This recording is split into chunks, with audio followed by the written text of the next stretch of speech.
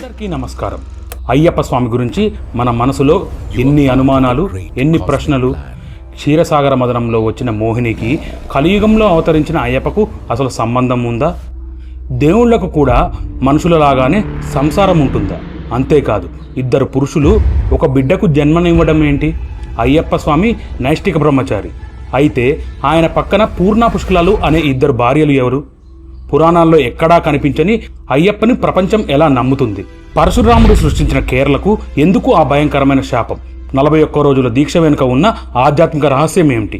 18 మెట్లు కేవలం మెట్లు మాత్రమేనా? కన్నస్వామికి ఎందుకు అంత శక్తి ఉంటుంది?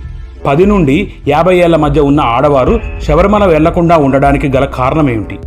ఈ ప్రశ్నలన్నిటికీ సమాధానం చెప్పలేక అయ్యప్ప గురించి మనలో చాలామంది మౌనంగా ఉండిపోతున్నాం. సమాజంలో అయ్యప్పపై వేసే నిందలు, అపోహలు, వీటన్నిటికీ ఒకే ఒక్క సమాధానం ఈ వీడియో.